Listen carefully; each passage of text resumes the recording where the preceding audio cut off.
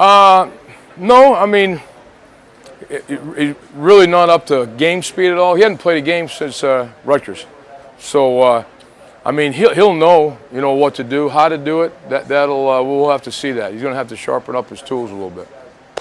But it's good to have him back. Fresno State's tempo. How do you feel your defense handled that tempo, getting lined up? Is that me?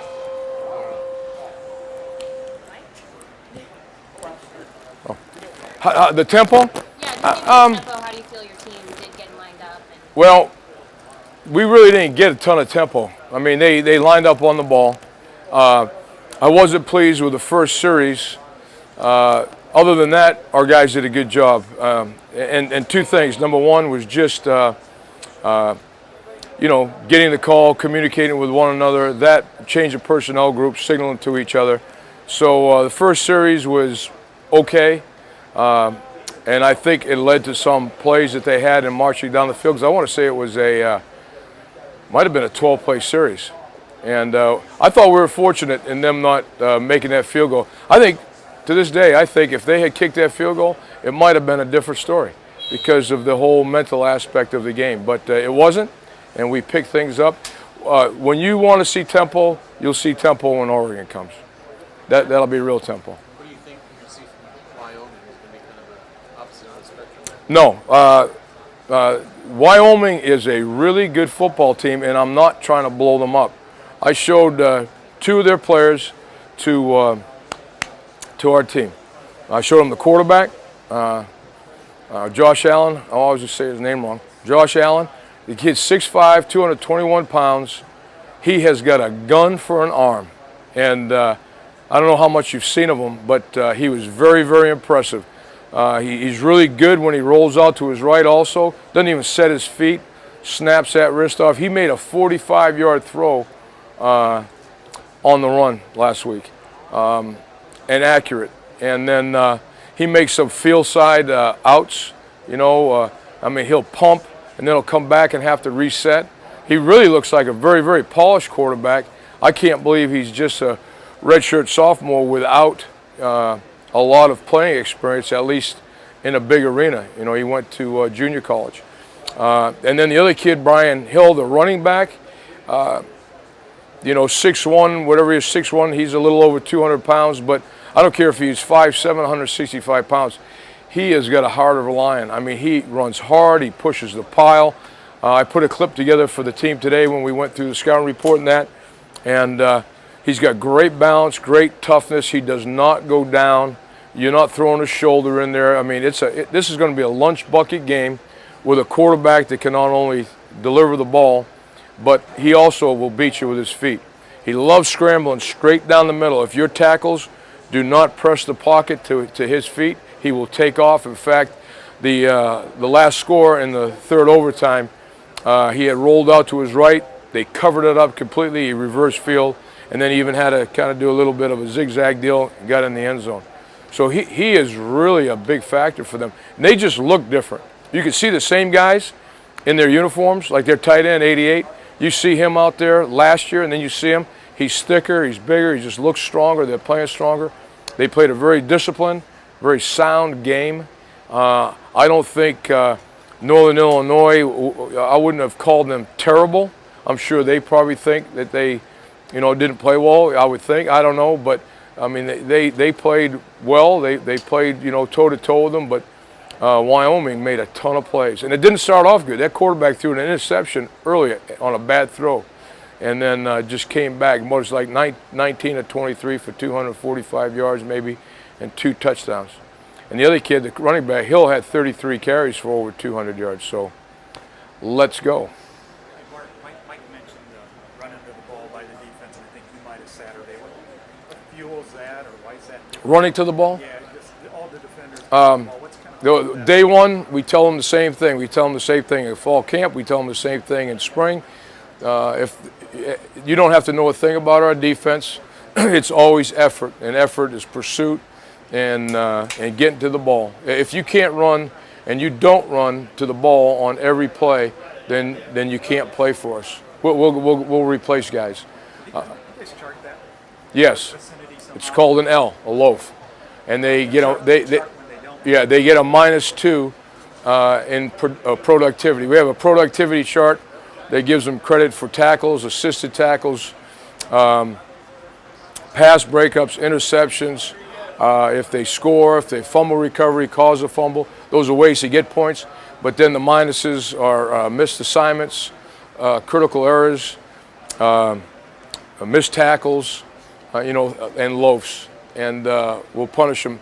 And for the most part, when you kind of look at that thing, if a guy ends up scoring 0, he's probably, he's hanging in there. You'd like to see that +4 and 5 because nobody's ever perfect, but it's tough to be productive, and it's probably easier not to be productive. I don't know, but our guys, I don't know if that, I don't think that's what motivates them. It's Pavlov's dog. If we don't make them do it in practice, they're not going to do it in the game. They have to be conditioned mentally to make it a reaction. Is that number low Saturday night, the L's? Different than some games last year? Oh, I don't know about last year, but I can't recall. I can't recall any more than I think we had 3.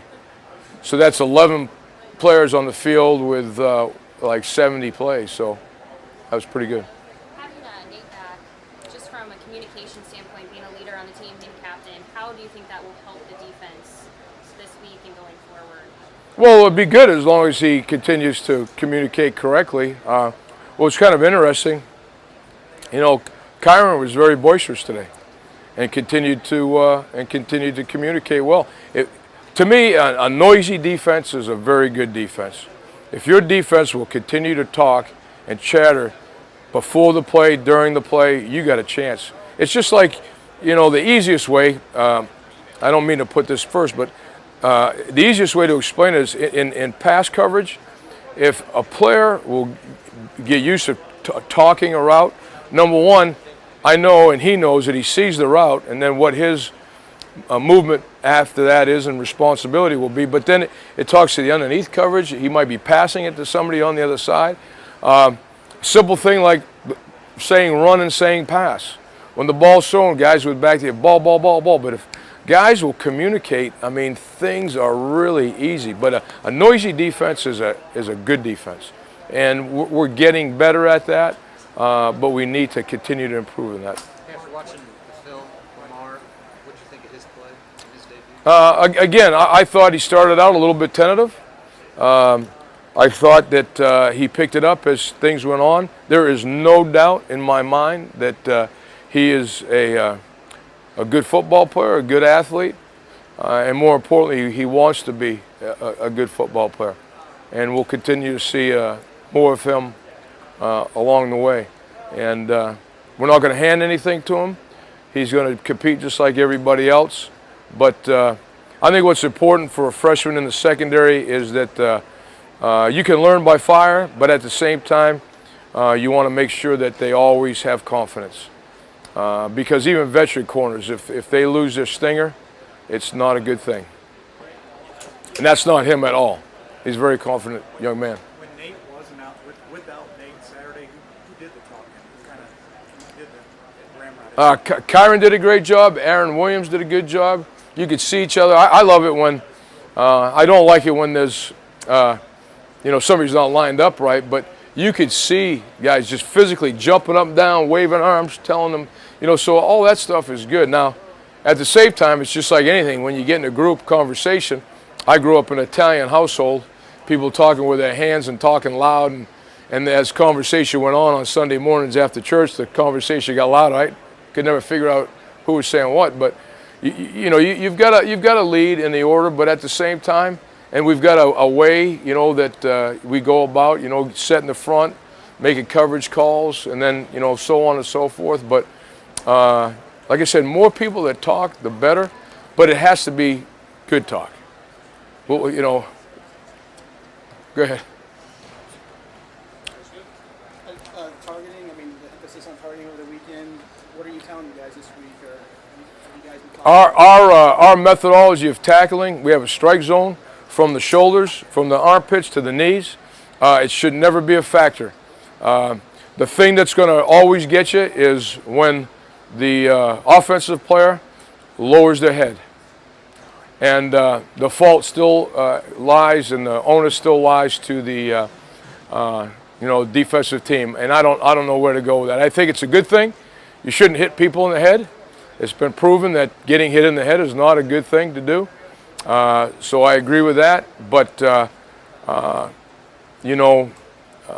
reason and intent, I think is always. I thought they did a great job on Aaron Williams, not because it came out to our factor, but you could see in the film, plain as day, Aaron Williams looking at the quarterback and then breaking on the ball, and that's how he actually hit the guy in the head, but it wasn't intent. It wasn't targeted. He didn't target. He was targeting the ball.